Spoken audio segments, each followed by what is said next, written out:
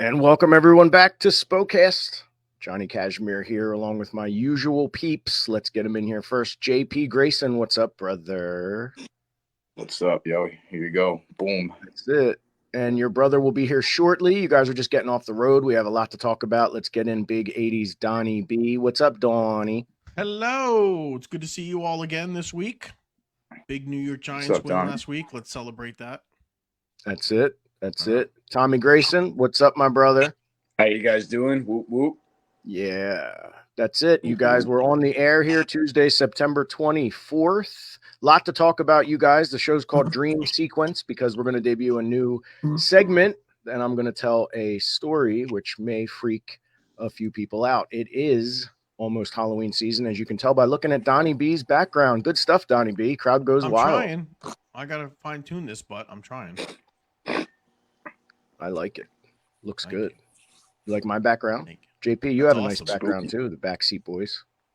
That's right, the OG background. Yeah, his So I got a little original. surprise for you guys right quick. Got a special guest in here since we're not going to have Mr. Bristow tonight. He is busy. Here he is, ladies and gentlemen, referee from former CZW referee, trained by Arthur the Wild Samoan, Brian Logan. We call him Gee. What's up, Gee? Hi, everybody. Thanks for having me. What's up, Thanks Geek? for What's up? coming, What's brother. up? Gee was the road partner of me and Trent Acid on too many road trips, and with Donnie B as well, the four of us a lot of times. And Brian Logan has a lot to talk about and a lot of good backseat stories. And he's got a great viewpoint on the wrestling business, albeit bitter a bit, but you have a right to be, I guess. So, Brian, tell us a little bit about yourself. Trained by Arthur, the late, great Wild Samoan. Yeah, many moons ago, back in 1997. God, it seems like 30 years ago. Actually, it was. Well, you got to remember, back then, his school was one of the more prominently known ones. The Monster Factory's another one. The Hearts, I believe, had a school that, there weren't. It came about a few years after that, but Donnie will notice as well. There weren't a lot of wrestling schools back then. Usually, schools were ran by guys that were former workers from WWF or someplace else. Sharps had one, Opta had one, Kowalski had one. But they weren't on every corner and everywhere local like they were and end up being later on. And that's where I decided to go. And it was an experience. I mean, his school was different than most. One of the coolest things there, the original school in Whitehall, was all the walls of the school and the gym were autographed by everybody that ever worked Allentown. So you saw names like Bruno Sammartino, Macho Man Randy Savage, Bill Apter, Elizabeth, Andre the Giant. I mean, it just went on and on and on. A lot of history there. And I've always had good stories too. As kids, I mean, I think Samoans are just born knowing how to work. I mean, the athleticism they all have, even their kids. Yes. I mean, Alpha Jr. was what?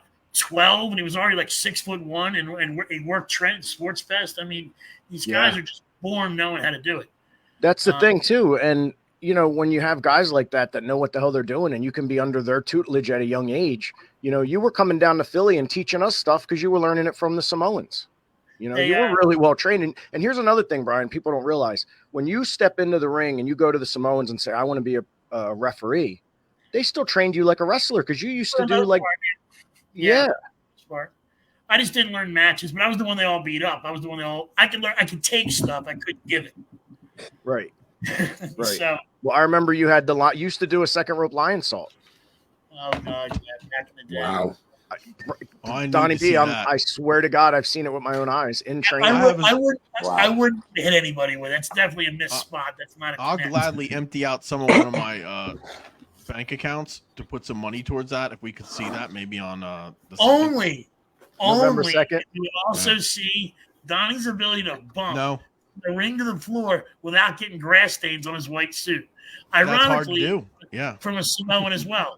That's right. We'll set up GoFundMe's in both of your guys' honor to donate to the Gee Moonsault and the Donnie B apron. I would fall like a spider with all arms and legs out, so I didn't land on the grass because I didn't want to get the suit dirty. That's true. It is true. Not now, though. Yeah. But the Donnie kick is devastating, guys. Don't underestimate the Donnie kick. Especially if the power of the pencil was behind it. That's it. Oh God. That's it. That is it. But so Donnie, Brian Logan, I don't know if you guys saw, but it was a huge weekend for the BackSeat boys. They are now the trifecta tag team champions, guys. So you now are the tag champions of Juggalo Championship Wrestling. Wrestling is now, and SPO Wrestling. Congratulations, guys. For real. How's it feel? Feels good. I mean, it feels great. You know, the SPO title is back where it belongs, back at home where the backseats are, and in the back seat. It's been a long journey getting those titles back from the rep, but finally back where they belong, including look at that picture. The win titles. I mean, check this out. I mean, first time ever. We were the first ever 2-time SPO Wrestling and Win tag team champions. That's it. And they I actually just thought got about that. So if you guys look closely, there's actually 2 win titles. So the title, the gold title is the win tag title, one on the shoulders. The one opposite the win title is another title that the SAT have with Trent Acid and Jay Briscoe on it. It's like something that it's like their own titles, and they gave them to the back seats to bring on the JCW tour as well, which I think is just amazing. I got it right here for you. If you get a that question. is we got some more info about that version of the win tag title. We'll have more information about that once everything gets finalized and confirmed. We were talking to Joel about that, and we're gonna figure out a way how we can incorporate that. Wrestling is now, maybe in the future. So until then, stay tuned. Congratulations. You know what that belt reminds me of right there? Donnie will remember this. That looks like the Savannah Jack UWF TV title for Watts. Yeah, it does. Wow. No, that's a great design, man. And how you don't see it that often. That's why it's jumped out at me. Yeah. Can you imagine Trent and Jay right now looking at that going, oh man, they're laughing. They're seeing that. They're like, y'all making this big fuss over us. Right. Well, I'll tell you what they are doing. Birdie's saying, you Mark. Well, you know what they are doing is they're ribbing us. Trent, Jay, Bar, all the boys upstairs. They're ribbing us by making all of us carry around up to 4 belts at a time. So that's what it is. Oh my God. Yeah. Even just traveling with them, recently it's add some extra weight in the luggage as as they say. And then of course I just think when I see that, like, how we're never going to see it, but my God, imagine if you got Johnny and Trent versus you two, like, teachers versus twins, or Jay and Mark versus you guys. Like, oh my God, holy shit, dude. It would have been fucking 10 years worth of matches, man. It's just insane, dude. Well booked. I mean, Mark and Jay, as teenagers, people forget that as teenagers, just had, they were like balls of fire with iron necks. I mean, those kids could take bumps. I'm like, my Kentner. God. They started with Kentner underage. I think they had a lie to get in Kentner's. I'm pretty sure they had to work their age or something with Jim. I'm almost positive that's what happened. Yeah. They had to for CZW. Did they do something with Mark Hildreth, Van Hammer, and Maryland too? I heard he had a ring at the house. That's right. I forgot about that. They were hooked up with Van Hammer back in the day. We talked about that Maryland Championship show. Van Hammer was there for one of the Shane Shamrock Cups. I talked to him for a while, and they were all there. And man, that's back in the day, man. Danger Ginger says, imagine going through airport security with all those belts. Right. And like, not only that, like Donnie and Brian, if you could have seen Saturday night, the referee literally could not hold all 3 belts up over his head. Nope. He couldn't do it. Yeah. They kept falling. It was real awkward, the poor guy. Yeah. Unfortunately, that's what TSA pre-check comes in handy for. If not, then it's $75 I ever spent. And a lot of people don't know about that, believe it or not. Like people in, I'd say, the layperson world don't know about pre-check. It's a huge time saver. Well, actually, the marks get TSA pre-check. Those in the know either get global re-entry or clear. So that's the next level. Clear is like TSA pre-check for pre-check, and then global re-entry is if you do a lot of international travel. That's like the level above that. Rocco Dorsey has hooked me up with all that. He's a TSA agent. How about Wow. that? I didn't want to blow that up. I don't know if I was supposed to say that. I didn't know that. No, he's a TSA Speaking guy, of- so I get all my knowledge from him. So, real quick before we talk about their match they had Saturday, which you guys, I think it's one of the best, probably the best match I've ever seen these guys have in person. I'll talk about that in a second. But first, we have to say we have a new heavyweight champion, a new gold champion of SPO Wrestling, the Feral Face, defeated Channing Decker this past Saturday at Wrestling Is Now in Ridgefield Park, New Jersey, in a match that was off the charts, sick and awesome. They took the ropes off the ring, so the ring was just there as like a canvas. They were all over the place. There were weapons galore. It was one of the most hard-hitting matches I've ever seen. Channing Decker was definitely worse for wear afterwards. He had to be tended to by physicians. It was definitely a match that went crazy. So, guys, obviously, it was not streamed. It is not out anywhere right now to be watched. Will they be able to see the matches that happened at Wynn this past Saturday night for SPO Wrestling? And if so, when? So I actually have an update on that. So a couple of weeks ago, we discussed that Trip TV Season 1, given that the finale has in fact aired, Season 1 is all in the books, that Trip TV, as we know it, was going to be reshuffled.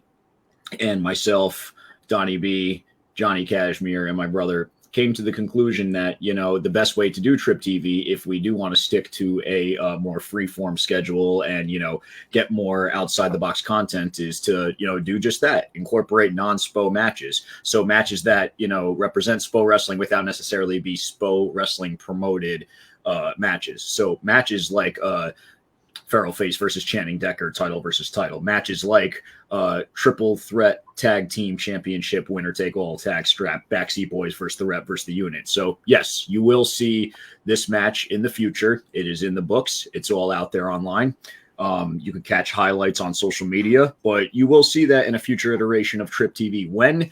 I can't say for sure. It might take, it might be a week, might be a month, who knows, but you will see it in the future. And you will see any non-SPO wrestling matches featuring the backseats and our wonderful cast of characters, be it, as we call them, the Justice Friends or the OGs. You will see that in Trip TV moving forward. Oh, yeah. Trip TV last week, everyone, thank you for sticking around at 8 o'clock and watching it. It was like 10:15 at night, and there's still a bunch of us on here watching it, chatting and talking. Yeah. It held our attention. Thank God. So great job with it. I thoroughly enjoyed it. Like you guys said, it's up on Cage Match, and we didn't even put it there. No, so we didn't. That's good. No. So someone's paying attention. The backseat universe runs wild. Yeah, that's right. Every now and again, it happens. It happens. Right. But anyway, so Danger Ginger said, Trip TV had me hooked more than NXT, and I have seen it all already. So he had already seen all the episodes. So good. Thanks, Danger Ginger. Thanks for saying that. So we appreciate that, bro. Yep. Future episodes are going to shine just as bright. Guys, I have a new segment I want to debut tonight. Is now a good time to do it, you think, or is it a little too early? Let's do it up. Do a new segment? Sure. Mm-hmm. All right. My new segment is called You're Going the Right Way. All right. So I always say coincidences or signposts on the side of the road saying we're going the right way. Well, here's my story, everybody. This is a cool little story for everyone that I may have told in my shoot interview. When I was in CZW, Brian, you'll remember when we were doing the NWA Wildside Invasion, and Bill Barons was sending the NWA Wildside guys up, and we did an 8-man tag. It was me and 3 guys, me, Trent, Trent, Nick Burke, and Ty Street against all the Wildside guys. And Brian gets up and leaves. Just so anyway. So I know ahead of time that Trent and I are going to jump off the top of the ECW arena entranceway. We knew it ahead of time. It was planned. Yeah. Okay. And we knew that there was like 6 guys down there to catch us. So it shouldn't be an issue, even though we're both jumping pretty much at the same time, which is odd. So the night before, I'm asleep and I have a dream. And in the dream, I do the dive. And they don't catch me, the steep parts. And I land hip first on the cement of the ECW arena floor, and I shatter my hip bone. And my wrestling career is over. I still remember the pain I felt in the dream. So I wake up. It's now Saturday morning. We're going to do the dive that night at CZW. On the way to CZW, on the way to the ECW arena, I stopped at Modell's Sporting Goods, and I got an indoor hockey girdle hip pad gimmick. And I put it on underneath my pants just for the hell of it. Time comes, we do the jump. You can already see where this is going. the C parts. You can see the video. I have it on video. No one catches me. I pretty much land a leg drop right on the cement, right on the hip that I had the dream. And if I did not have that hip girdle on, I probably was going to shatter my hip and my whole career would be over.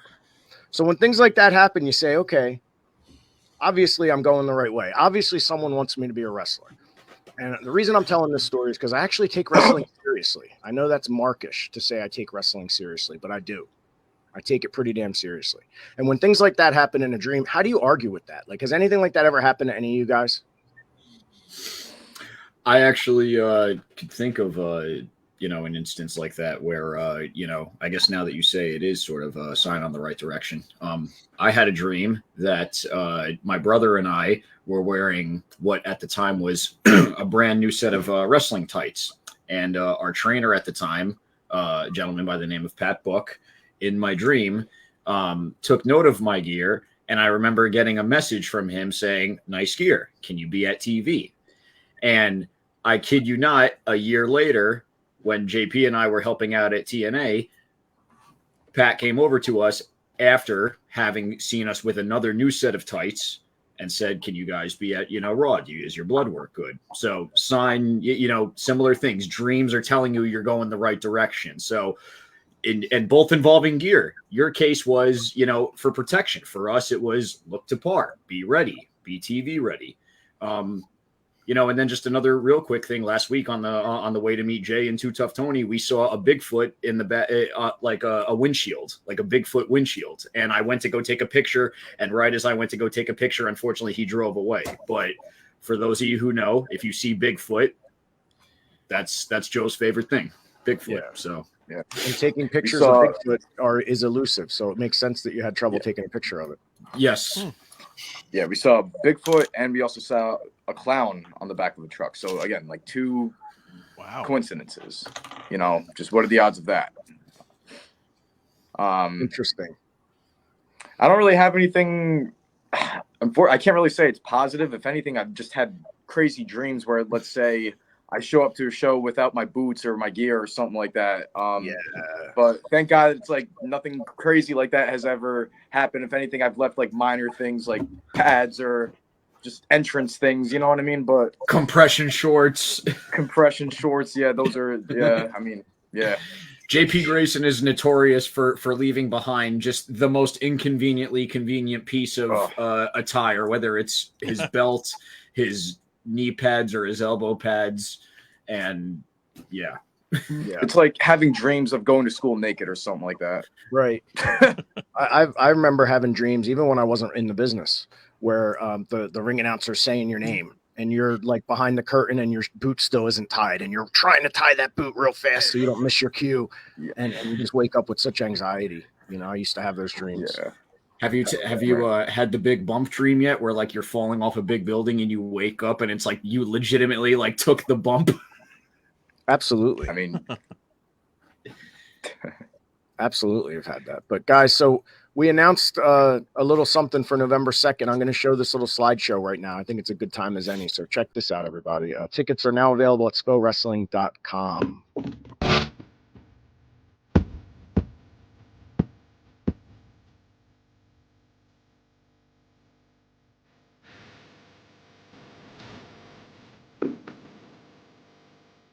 Look at that handsome guy in the middle. Donnie B. Big 80s. Ever. I know. I'm sorry. I tried. It's okay. I tried so hard. I was going to use your creator wrestler with the long hair because I think that's just the most badass picture. Yeah.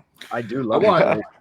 I want to see Donnie B with the big, long, flowing locks again. I think that would be dope. It was something. I told my wife once or twice I was going to grow my hair long again. And my daughters and my wife looked at me like, what? But listen, long hair. The secret to long hair, Donnie B, I'd come out like all kempt and in jacked and shape and looking good. My hair was done, but by the end of the match, my hair would be out.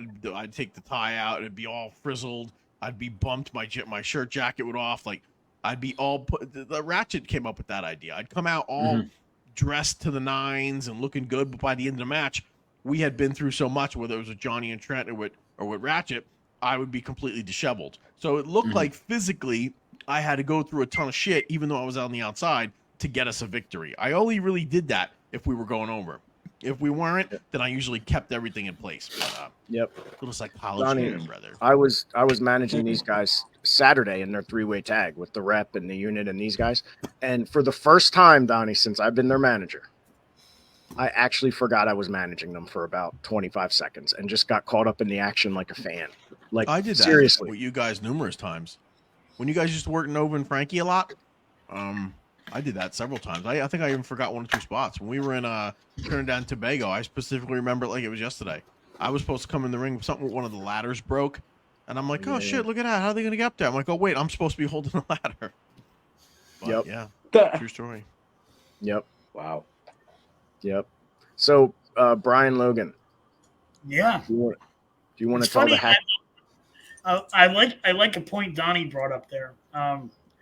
When you guys were on the road working Frankie and Nova, because basically if they did the Pittsburgh loop with Donnie, I didn't see them, but then they're with me on the east on this side of the loop, Donnie wouldn't see him. But I noticed you and Verdi's work got not the backseat tag work. I can see a difference after working a loop with Frankie and Mike that you didn't have before. I mean, you could see a real advancement in your work, your psychology, your tag spots, everything after working teams that were I'm not saying better than you, but just at least at your level or more experienced than you. Because usually, no disrespect to anybody in the Indies around here, you carried most of your opponents. Yeah. It was rare you guys got to work a team where, well, we can go all out because they're going to be there for everything, or Mike and Frankie can call this. It was rare you guys worked teams of that level, or Chetty was another one they would throw in there sometimes too, where guys that you could work where you only had to worry about your own stuff. You didn't have to carry something else. You didn't have to plan their spots. Yeah. It was always a thrill for me to see you guys work teams that had as much experience or the same ability as you, because the matches would be different. I always thought Johnny was always better at getting better matches out of more limited people, where Verdi was better at working with guys that could do more. There was a tournament Carino had, the Legacy Cup tournament. And the way it broke down, it was Christopher Daniels, the guy they brought in for it, who was, of course, a huge name, incredible worker. Johnny and Trent worked singles in this tournament. Flash and Danny, Adam Flash and Danny Rose, shout out to them if they're listening, which they're probably not, but I'll say it anyway. Each worked Daniels. Johnny worked 2 guys, and then Daniels and Johnny in the finals. And everybody expected it to be, Trent and Daniels in the finals, which may have been a more flashy match. But I remember earlier on in the tournament, Trent worked this kid, Chino Martinez or something like that. Chino, yeah, from Jersey All Pro. And I remember saying to Keener, I'm like, I understand what they're doing. I'm not tearing the Carino's book. I'm just saying is Johnny would have got a better match out of Martinez, and Verdi probably would have had a better match with Daniel, just because it was Gino Giovanni. I'm sorry. You're right, Donnie. Because when Verdi would wrestle guys that needed to be carried a little more, instead of carrying a guy, Verdi would, God rest your Verdi, but he would make sure you knew Verdi was way better than the other guy. And I always thought that was selfish. Bar did it too. Bar would I'm not going over. Well, fuck it. I'm going to make this guy look like shit.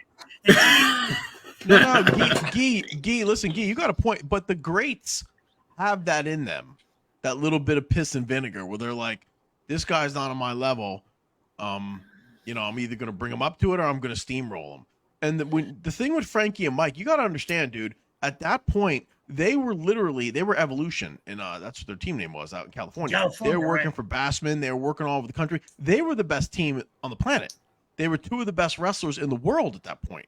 Like, they were fucking wrestling with Edge and Christian, Cena, all these guys out for Rick Bassman, dude. Like, twice a month they were going out there and all over the world. And the first time they worked Johnny and Trent, Mike came in the back afterwards, said he knew Johnny was pretty good. They were young yet. Everybody was. But Mike said to me, Johnny's better than I thought he was, and Trent is 10 times better than everybody says he is. That's what he said to me. Mike had no reason to lie. He goes, Johnny Cashmere is definitely better than I thought he was, and Trent's 10 times better than anybody says he is. He said, these guys are better than advertised. That's what he said to me. And that was for Jim Miller up in Pittsburgh. Johnny had the better mind for the business, where Trent, all he worried about was the match. And that's why I thought it was a good combination. Because the backseat outfits, which you had influence in, I mean, Trent would still be wrestling. Nothing against this, but his mind was on the work. It wasn't on the gimmick. But that's why it worked. Johnny was business. Trent was the Flash. The Flash. Yeah, that's what most of the great teams are. Yeah, both. You know what was good too, though, Donnie, and the guys Brian picked up on it, is after our matches with Nova and Kazarian, your brother Nova would sit us down and say, guys, look, you did good, but here's how you can improve. And one of the things he really drilled into us was what we do between spots. Like Trent and I were just going from spot to spot as if it was memorized. Like, have to do this, then this, then this, then this. And in between the two, there weren't natural transitions. It was robotic. And he got us stopping time enough to start seeing that, you know? So the next time we would wrestle whoever, we'd say, well, let's try to implement the things Nova taught us. Yeah. I didn't see that a lot today. Yeah. I'm glad you brought that up, because that was something, as a referee, you get to see all the work up close. It's the best seat in the house. And when I mean, obviously I worked a lot of different places, but you would see the difference. I would see it the first time I saw it when Sam would wrestle sometimes for his dad. Lloyd would sometimes too. Stevie Richards, I saw it. Flash, I saw it a little bit. Nova, I saw it. And what I would see, what stood them apart from guys they were working, and these are top level indie guys, but still, they were still a step off. Stevie, Nova, there was not one wasted microsecond of what they were. There was no stutter step. There was no fixing your elbow pad. There was no adjusting your tights or touching your nose. Everything they did had a purpose or was leading to something. There was no wasted motion. And to me, it was the first time I could tell who really knew how to, and it comes from habit, from being in the ring, time. Some pick it up quicker than others, but it was the first little tiny detail that I could see where you could tell guys were just, I don't want to say light years, but to me, it's all about the details and how easy they make everything look, and it's not easy. Right. And yet they put it together like it's nothing. And another thing we had going for us, Guy, is that Donnie specifically put us against Nova and Kazarian so that we could learn certain lessons. It wasn't just so he could draw a house. Sure. He was looking out for us. We had someone looking out for us. Guys, they were a step above. Like when you say you don't want to say it, like, no, it's okay to say that. These guys were light years ahead of most of the guys. Lance Diamond, Reckless Youth, Ace Darling, Nova. I'll throw Ratchet in there. Devin Storm, Big Jerry Tootie. Like all these guys. I know I'm forgetting a few. Inferno Kid. There was a clear, in that time, there was a clear cut. Yeah, of course, these guys. But a clear cut line of delineation from the haves and the have-nots on the indie scene. I have no idea what it really is like now, but there was that certain core group of that 15 to 20 guys in the tri-state area that were the shit. Low-key, and then low-key, Amazing Red, and all those guys on the hit squad. But I'm saying, like, from that mid to early 90s, late 90s, early 2000s. Yeah, and that's what it was, dude. Yeah. They were the fucking guys, and that everything ran through them. And iron sharpened iron. It's no secret. You know, that makes a lot of sense. Carino, too. Steve Carino was in that class of guys. Carino, yeah, absolutely, dude.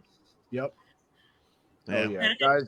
And bringing that up, Donnie, you'll know this better than me. Cornette, I think finally I heard him say it once. Back when I started to work the indies, you'd see Cornette would come in and do indies once in a while, and you'd wonder, like, why aren't these guys getting jobs? I mean, they're all good.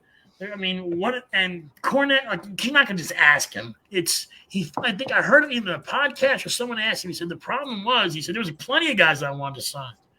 The guys who work for Dennis, I couldn't. Yep. Brian Hildebrand even. He said the problem was during the Monday Night War, Vince did not want to hire anybody that didn't have at least 10 years experience on television. That wasn't already over. There was no room to. Sure, he had projects but the projects he had were guys like Dave Bautista. They were projects that you obviously saw they were going to be given a shot. Where he said no-brainers. Just wasn't time or resource to put into guys that you didn't instantly think were going to be money. Mm-hmm. And because I always thought Tom Carter was a victim of bad time. Because if you look at the style of wrestling today, he pioneered all that 15, 20 years ago. Yeah. And I think Reckless was just a victim of bad timing because, all those guys, if you think about it now, there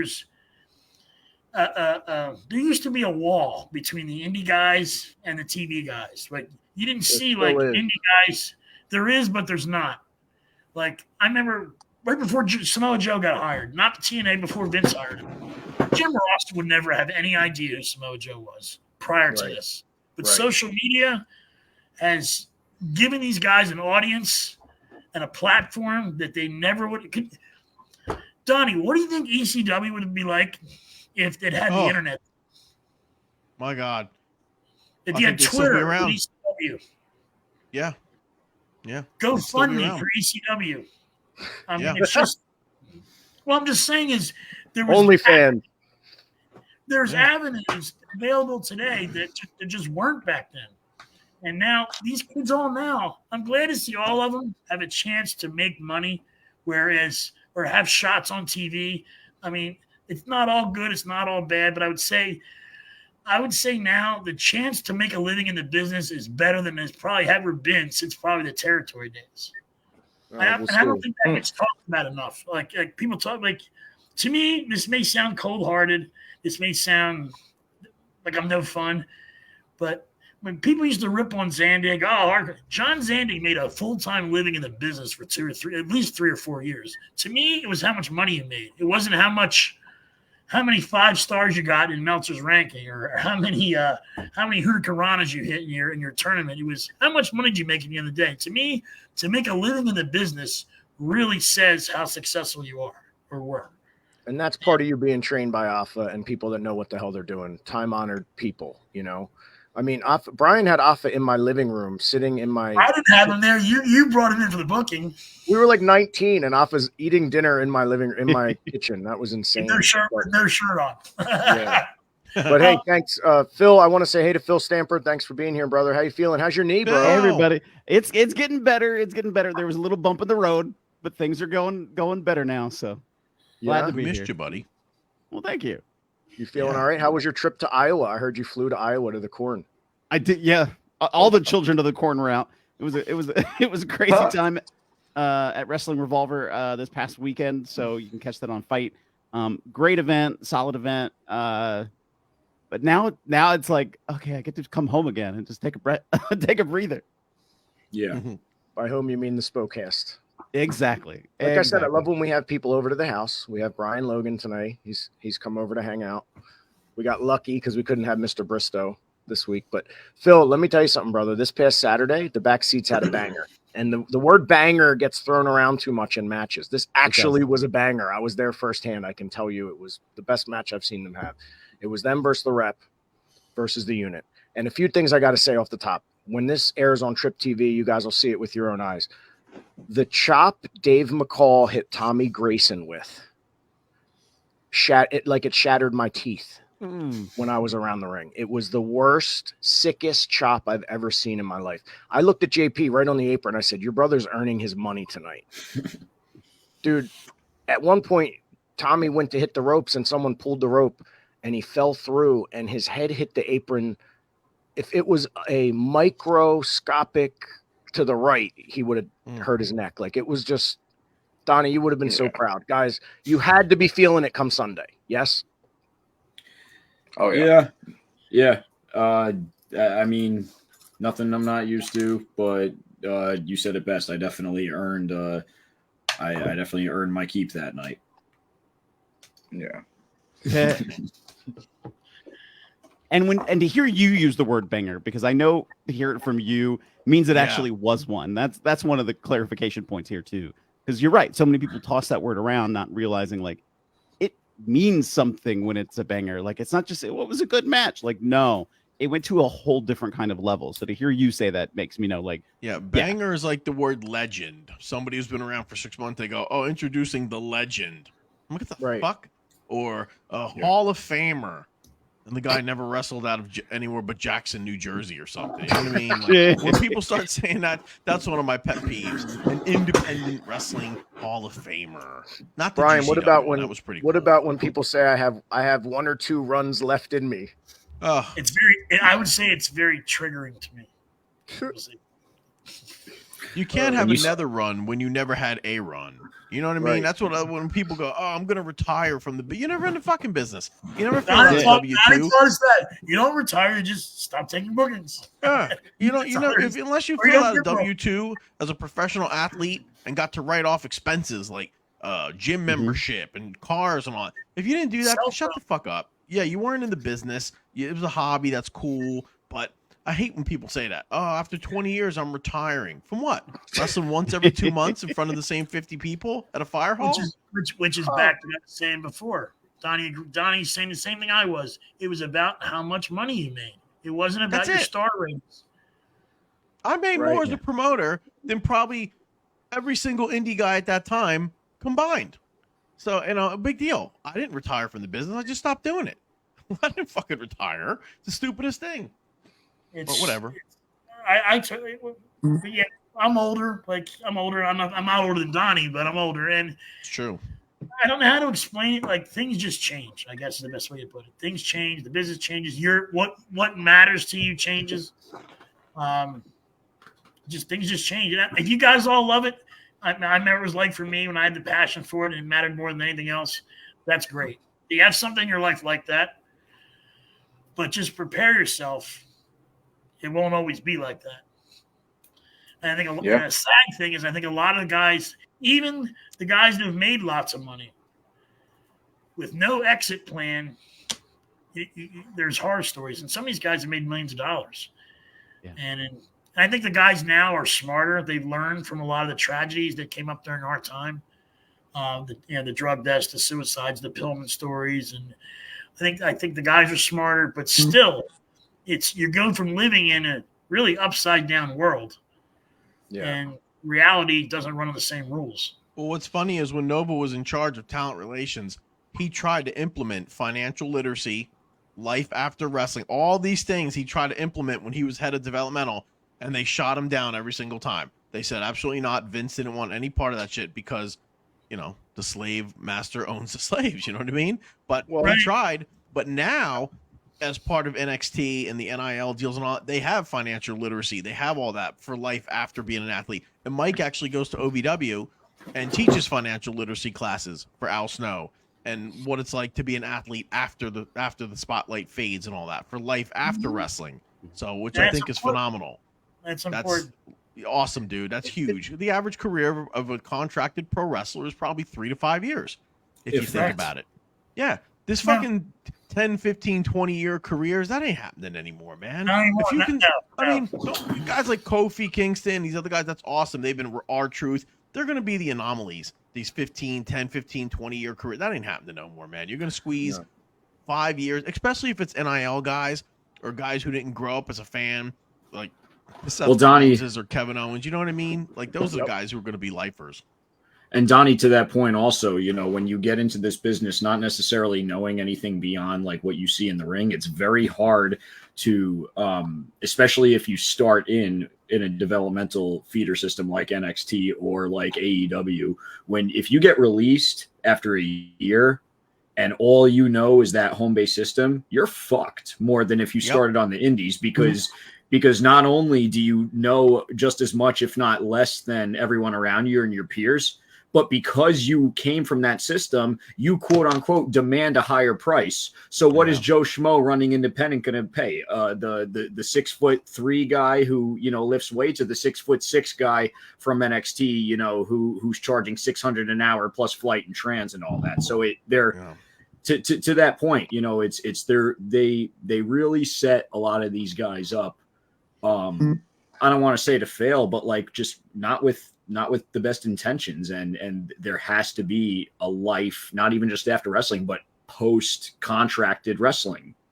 Yeah. Listen, NXT's goal and developmental is not to fucking hold your hand. It's to do what they can to find the next stars that can draw money and draw crowds on the main roster worldwide, not just in the United States. That's what they're looking for. All the other shit is ancillary. Global stars. Yeah, that's it. Yep. And notice you said that word again. Draw. You said that phrase again that is often missed today. Draw money. That's it. That's the 2 words of the wrestling business. The only 2 words that matter in the goddamn wrestling business are draw money. Right now, if you call Jim Cornette and say, what's the 2 most important words in wrestling business? I bet you he'll say, draw money. If you fucking call Vince McMahon and say, what's the 2 words? Well, I don't know if he'd answer the phone. But NDA is 3 words technically. 3 letters, Phil. 3 letters. Draw money. That's it. Draw money. There's a certain promoter that I won't name here. Oh, DJ Hyde. When he took over when he took over from John, and I said, I'm done. He's like, well, I'm going to be running the place now. I said, I said, okay, DJ, you're going to be running the place now. What is your most important job as a promoter? My most important job? Yes. It trumps everything. Well, it's to have a good note. To book, no, it's not to do any of those things. It's to sell tickets. Because if you don't have anybody to do it in front of, you can have the greatest match in the world. But if it doesn't no one watching it, it didn't generate any income. The most important job of any promoter is to sell tickets to a show. People have gotten so far away from that because, well, I'll be honest, the people that ran the territories weren't wrestling fans. They were business people that used wrestling to make money. They didn't take, I'm going to open up a wrestling company because I have $5 million. They used a wrestling company to make $5 million. Yeah. Now, wait, let us clarify. Phil, I think you might agree with me on this. When we say sell tickets, I think you have to modify that a little bit. When we mean that, I mean go into your pocket and spend your disposable or not disposable income on the product, whether it be in the form of a streaming service or tickets to a live event. All that stuff is when I say you go in the pocket and support pro wrestling. That's what you got to do. That's what we mean by selling tickets. So, gotcha. It was Gene Simmons that I heard say it first. He said it's not called music. It's the music business. It's the same thing with wrestling. It's not really called wrestling. It's called the wrestling business. Without the business, there really is no wrestling. I mean, no, without the business, it's the hobby. Yeah. Doing the indie calendar frustrates me sometimes. Like I'll be searching around for events to add to it, and I go to a page and it's like, oh, there's nothing. I don't see anything about their event. And I go back a week later and it's, oh, here's photos from our Saturday event that we just had. No conversation about it. No talking about it. 8 people are in the photos. Oh, it's like, what? Why even run at that point? You're just digging a bigger hole for yourself. Ego. Well, it depends on what their goal is. If their goal is to hang out with their friends, like you see this with bands a lot, when bands play in bars. Because I'm no expert, but I'm going to guess when a huge bar, when they hire a band, they're going to want to play cover songs. So the people sing along and buy tickets. But that's selling out. They want to hang out in a tiny bar with no people but their friends and sing all the original songs that no one knows. Right. It's that line. It's just that. But if your goal is to make money as a business, there's going to be things you have to do that are maybe not true to the passion, but they kind of got to go together. Yep. And Brian, Brian hit me up. You're a big fan of Kevin Sullivan, who recently passed too. Yes. And a lot of the conversations we've had, you talk about the way Kevin Sullivan thought about the business and his booking prowess and things like that. And I just think it's interesting that we've always been around bookers, Donnie B, like we've always had bookers in our midst, so for you to always have that connection with Kevin was interesting. And I think you have more to offer. Like just hearing you say certain things, Guy, you might not be finished yet. Well, Kevin Sullivan also learned under Graham. I mean, and Graham learned under Funk Sr. Like some of these names that I'm going to – Donnie's probably going to know who I'm talking about, but there's a huge name. I almost get mad when it gets left out because Vince McMahon is about to drop that huge documentary.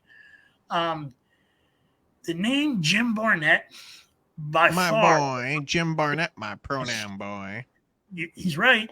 My boy. Everybody does a Jim Barnett voice, but to me, WWE would not be what it is today without Jim Barnett. The Monday Night Wars really didn't start with Ted Turner. They started with Ole Anderson throwing Jim Barnett out of Georgia Championship Wrestling for taking money.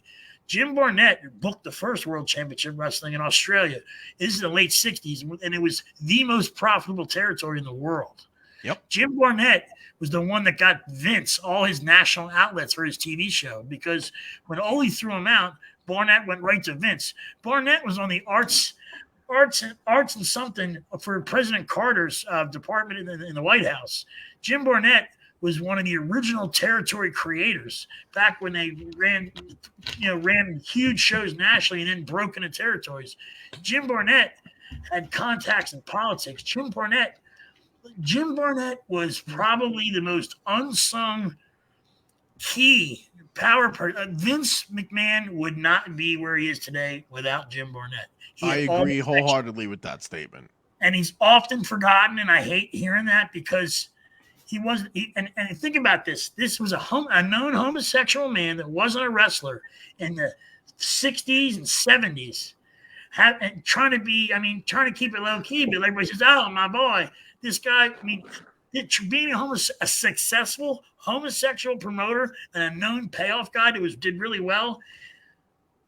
We're like in wrestling in the 70s was a tough place to be, and a guy like that to rise to prominence shows you how much everyone liked him. Why? Because he paid well. When Jim Barnett hired you or booked you, you were going to make money. And then when he was done with you, he'd send you, "Hey, I made some plans. You're going to work for Dusty and Eddie Graham in Florida. They're going to have a 2-month run down there, my boy. We'll see you on the way back." Guys like that, I mean, you'll never see another one. But at his funeral, there was Brian, almost let me tell you something, Brian. I used to love when Donnie would tell us, he would use the term, "it was better than it deserved to be." Right.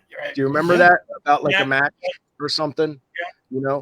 First of all, you tonight are better than we ever. You're doing great, Brian. Like, your analysis, it's so refreshing. Small dose. I'm proud of you, bro. Like, you're kicking ass tonight, man. Johnny, I'm going to say something right now. I swear to God, I am really impressed with Guy tonight. Yeah. I'm not. Write it down. The checks. You should bow out now. But I'm just saying, like, I let the cat out of the bag, like behind the curtain. I don't hang out with Guy. Like, we probably haven't been in the same room in 20 years, but we're friends. I consider him a cool guy. Like, I have no heat, no issue. See him. Yeah. Yeah. But I'm telling you right now, I'm very impressed with Brian Logan's knowledge and his information that he has and his views on the business. They're very current. They're very correct. But we're in the small minority, guys like him and I that think like that, or with our booking philosophies. And who knows? I mean, I would like to see these things taught and whether it's in super camps or shit like that. I have no idea how it would be done, but right. When you lose the history of the business, you lose it all. I said since day one that Guy was needed at SPO Wrestling, and to have Brian be able to talk to Ref Jason was that was just when worlds collide. So I think that referees who have passion for wrestling are literally like the last example of the last of a dying breed. Peter taught me a lot too, and he was a worker as well. And Minigan and Molyneux and Finnegan taught him stuff. I mean, being a referee is not a position people desire to go into, but the way I looked at it in my day was I didn't have the physical gifts that the others did, but I still wanted to have a role to play. And Brian Hildebrandt, the Hebners, Charles Robinson, all Fonzie. Yeah, Fonzie.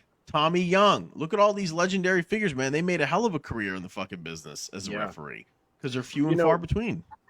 Donnie, you were saying before that you really like that team called the Outrunners, that you feel that they have a lot going on, the AEW team and everything. Yep. So we got it before we end. We have to talk about yesterday, the BackSeats wrestled the Outrunners. Guys, you got to tell us about this because this is pretty exciting. Yeah, what happened yesterday, guys? So yesterday we drove up to Toronto, Ontario, Canada for Superstars of David. They are an organization that promotes the history and the culture of Judaism in sports and, athletes and whatnot. They honor pretty much all, Jewish sports people. And they ran a charity event yesterday. Myself and JP were a part of it, and we got to wrestle the Outrunners for the #1 contendership for the Jewish Tag Team Championships, which are currently being held by the Colt Cuts, a.k.a. Brandon Cutler and Colt Cabana. This match, of course, will be another... What? The Colt Cuts? The Colt Cuts, yes. That is their tag team name. Yes, it is. Yeah, that's great. Cabana was there yesterday. He sends his regards to everybody, especially you, Big 80s. And I love Cabana. Yeah, he's another really great underrated mind for the business. A good human being too. Yes. Took a lot of arrows from a certain individual from Chi-Town that he didn't deserve. Well, shouts out to Colt. Shouts out to Officer Colt because he's the man. Still the best Yeah, villain if you were wrestler. to ask us, like, even just a few weeks ago, if like this match would even like come to our mind, I don't think my brother and I would just say probably keep dreaming or something like that. But again, this was just, it felt like it was just a once in a lifetime almost opportunity in a way. And like the fact that it happened and we were able to do what we love and represent our religion, heritage, our culture, everything, and just into one setting. It was awesome. Outrunners were an awesome tag team. Had an awesome match with them. They were so much fun in the ring. So collaborative, and it just, the styles and the characters, the gimmicks, everything into just one. It was a sight to see. It's money. It was awesome. Yeah, money when you see it. It's the Midnights versus the Rock and Rolls, the LOD versus the Horsemen. It's that kind of shit, man. It only comes along every now and then. They brought so much out of us. Just again, like the little things make such a big difference, and we just, when you see the footage, when we get everything back, you'll see. I can't wait, bro. They're a TV-ready team. Yeah, we had to amp it up. Yeah. Yeah. Well, this is what I'll say. Outrunners versus the BackSeat Boyz will be airing on the future syndication of Trip TV, so you can stay tuned for that. And I guarantee you that BackSeat Boyz versus the Outrunners Part 2 will be happening at an event near you. Stay tuned. It's a feud that could go for a long time, man. And I told you guys last week when you told me you're working them, I said, do me a favor. On Monday night, get on the phone. I want to put them over. And you did. We FaceTimed last night, and they could not have been cooler. They were totally smart to everything. They knew everything. Like, they're totally hip and cool. I was really excited for them. I talked to them. I put them over. Just good brothers. Real good. Just good to see it, man. I said to them, I've been waiting 25 fucking years for somebody to do what you guys are doing. Literally, what you're doing, I wanted somebody to do in like 2000, 2002. But everybody thought I was nuts. It would never work. And they're finally doing it. Yep. I'm so happy to see it. And Donnie, I think straight up, next time these guys go up there, you should go with them and manage them, and I'll go hang out at your house for the day. That'd be more fun for me. How far is that drive? That's too far. 8 hours. Sorry. Yeah, just about 8 hours. For us to do that on a Monday, yes, that's living the dream right there. Fucking A, man. It's so awesome, dude. And like, that's the kind of, like, you never know where those roads in lead, another man. country. He's right, bro. That. You never know where they're going to lead. Yep. That's the kind of shit, like, your name comes up somewhere and like an outrunner says, or Truth or Floyd goes, hey man, yeah, we wrestled them in Canada 3 weeks ago. This guy's good. Like, you know what I mean? That's how jobs are gotten. I don't give a shit what anybody says. So-and-so goes to so-and-so and so-and-so says to so-and-so. How's these guys? And it trickles right up the ladder. It's all about relationships. And that's in the real world. Wait a minute. What did Simon Gotch teach us, Johnny? Advocates. We need building advocates. That was the smartest thing I heard on this podcast. He said he didn't spend enough time in WWE building advocates. Yep. That's what you need. An advocate could be the last guy you wrestled on the last show. Yep. And don't forget the Simon Gotch seminar, everybody. What a chance to learn from a guy. Now, Donnie B's been in the business how long? And you just said you learned from Simon Gotch. So I learned a lot from him. Every man is my superior in that I may learn from him. I sponsored 3 spots, Johnny. I have picked I told you I was going to pick one. I did pick the individual. Yep. I will let you know who it is, but I will not publicize it because I don't want this individual to be treated any differently when he's there that day. He knows who he is. I will tell you, Johnny, and then it's going to be awesome, dude. The other 2 you guys can pick, but that thing should be sold out right there. Yep. Email bookingsimon@yahoo.com. $30 in advance, $40 if you show up the day of November 2nd, 12:30 p.m. right at Harris Casino. You're going to learn from Simon Gotch. Trust me, I've learned a lot from Simon Gotch. He's one of the few people that I actually do sit under the Gotch learning tree, so to speak. That's all the rave now to say, right? Yeah. The learning tree. That's right. That's right. Phil, Make sure we've gotten so many opportunities from just doing seminars. So whoever's watching this, if just go to a seminar. You never know what can happen. You'll come out out of here, guys. I want to say what's coming up. What do you guys got coming up this weekend, Phil, down in your neck of the woods? Yes, thank you. Out at Real Shoot Wrestling out in West Virginia. Then the weekend after that is MCW in Maryland. Sweet. Nice. Gee, what else you got going on? Gee, are you married, kids or anything? What's your deal? Oh my God, no. I just wanted to ask you, but I knew the answer. What's the worst area you've ever been in? Couldn't wait to answer that, right? Couldn't wait to ask that. Bad area with Brian Logan. New segment. Bad area for wrestling or just bad area I've ever been in? For wrestling. Yeah. In the United States? Yeah. Sure. Oh, world renowned. Yeah. Right. In the U.S. Well, locally, I would say is where most of the places where GWA used to run. I used to worry about my car sometimes when I went to work those shows. That was North Philly. Now, all these guys were vouching for me. I drove a nice car when I was on the Indies. I didn't drive this shit box that a lot of these guys drive. I drove a nice car. So listen to this. Sometimes I'm worried about going some places where there was a place I wouldn't go unless I had He's so wrestling. close. He's so close to getting canceled. Go ahead, Gee. It's happening. Keep talking, Gee. No, but I worried. I mean, I was only. We're just messing with you. You're not going to get canceled. You're good. Look at him. He really thinks he's me for what? I was 21 years old. I had never been outside of where I lived. I hadn't been outside of where I lived. I didn't know what the rest of the world was like. So you worry about some stuff. You don't have the experience. You're going to worry about. What were you worried about in those areas? Go ahead. My car getting stolen or broken into. Who? Stop. I'm just asking. Brian, all right. let me ask you a question. Hold on, guys. When you came to our show July 13th in Gloucester City, and you came in the building, where was your car? Donnie, they want to hear me tell this. Okay. Go ahead. I don't know this. Well, because I paid a guy $50 to watch it while I was at the show. Really? Well, let me ask you: was your car there and intact and ready to go when you were done? Yep, and he was waiting after his business closed. I told him I was going to give him 20 more if he waited another hour, and he did. And I paid him, and I went home. Donnie, here's the kicker. There was a free parking lot directly across from the venue.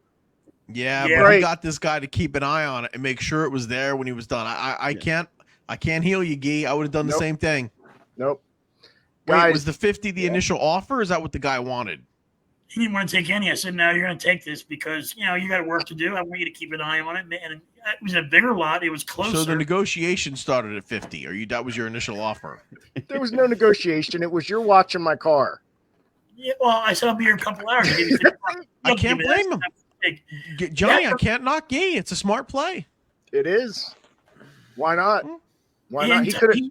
He gave me some soup too. It was a Chinese restaurant. I parked where they bring in the product into the store. And there it is. You could have sponsored. You could have sponsored two of the young boys to wrestle on our show for that money. Yeah. So North Philly was worse than Detroit, Gee? Well, Detroit was. You had that unknown factor to it too. They only been there once, right? And Detroit, I don't know the city that well. There one time, and look who I got. I think you should go back. Yeah. Do what? What JCW, Juggalo Championship Wrestling. You'll fit in here, Juggalo. Detroit East. The days of me traveling like that are long gone. We did all that. We did all that in 1 week. Brian, tell the world what kind of shoes did you buy today? 4E. Let me take a guess. Let's let Donnie guess. You're never going to believe the shoes. Extra wide. New Balance. Nope. Reebok. Boots. Nope. I'm at a standstill. What's the last thing Brian Logan would wear? Slides. No. Crocs. That's good. No, not Crocs. No, I wouldn't buy them. Tim. I bought Jordan. What did he buy? Jordan. Real Air Jordans? Yeah. Sam? Oh, wear those to Detroit. Sure. Right. Let me see. It's the he Mustang. Can't lift his leg up. He's got to take the shoe. Okay, I knew that was going to happen. Oh my god. It's the Mustang model. The chair from my mom's kitchen. You make it sound like it's not in my kitchen, like it's not a kitchen chair. It's exactly what it is. I didn't heal you. I just said you got the same chair as my mom's kitchen. It's the Mustang model. brother. How many Mustangs have you owned in your life, Brian? No, I'm on my 10th. Really? I didn't know you were a Mustang guy. I had a 66 totally restored, and I had a 98 fastback convertible. 10. You're on your 10th Mustang. How often are they in the shop, Gee? Huh? Yeah, he's going to get offended at that. That's offended Gee right there. I just had my newest. He wears out the back seat, Johnny. He's Yes. replace the springs, brother. Yes. Guys, this has been awesome. Phil, We got to have Gee back. Gee, I'm going to send you the thing every week. Yeah. We'll send it every week. But guys, before we end, there's one thing I want to say that's very important. The former fire chief in Burlington that allowed us to run at Mitchell Firehouse, his name is Peck. Will not let you back there again? He passed away. Oh, no. Nice gay. It's not that they won't let us back there. We just haven't signed Jesus the date yet. gay. But he did. He passed away. And I just want to say that everyone in SPO Wrestling, our heart goes out to Peck and his family and all those guys at that firehouse that we love.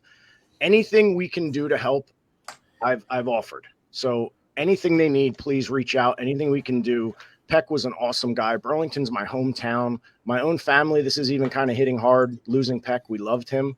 Yeah, He was like a Santa Claus in our city. Everyone knew Peck and loved Peck. So we're so sorry to lose him. Small town volunteer firefighters are the backbone of a community, man. People don't realize. Yeah. As a police officer of 20 years, you don't realize how important those fire departments are, man. Yeah. So That's a fact. That's God right. bless him. May he rest in That's peace, right. brother. That's right. So, guys, next Tuesday, we're going to announce a match. We're going to start building November 2nd like we've never built an event before. So do not miss us right here on Tuesday night next week, 7 o'clock. Brian Logan, you think maybe you're going to come back to maybe tell the Hack Your Up story next week? I think so. I want you back, Gay. I never thought I'd say that. I'll tell you what, if Donnie's back, I would hope so. My fucking picture's on the Mount Rushmore thing for the show. Mount Rushmore. No. Mount Rushmore.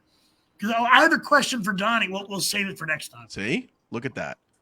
Cliffhanger. Leave us in suspense. Cliffhanger. Leave us in suspense. All right. Thank BackSeats had a record-breaking week this week. The trifecta champions. You guys, I got nothing but mad respect. Me and Trent never did that shit. No, That's and the Outrunners. New ground. The BackSeats have broken new ground. They've officially lapped me and Verdi at this point, Donnie. What do you think about that shit? Oh, man. I don't think so. Ways to go before that happens. Punk asses. We got to trip them before. Still got work to do. Yeah. Still got work to do, but we're further than we were and closer than we have been. Deserve to be. Yeah. Better than it deserved. That's tonight. Better than it deserves to be. So next week we're going to get the Sandman Hack Your Up story from Brian Logan, and we'll have another edition of Bad Area where we discuss. This week was North Philly. Next week, Johnny. One last thing, Johnny. Yep. In the words of Pat Tanaka, how is Gee? Oh, we'll tell that story. Yes, tell that next week. The words of Pat Tanaka were, "Hey, can you hook me up or can I borrow?" That's the real words of Pat Tanaka. Next week, Gee. Save it for next week. That's it. God bless everybody. Bye-bye. How was Gee? How was Gee?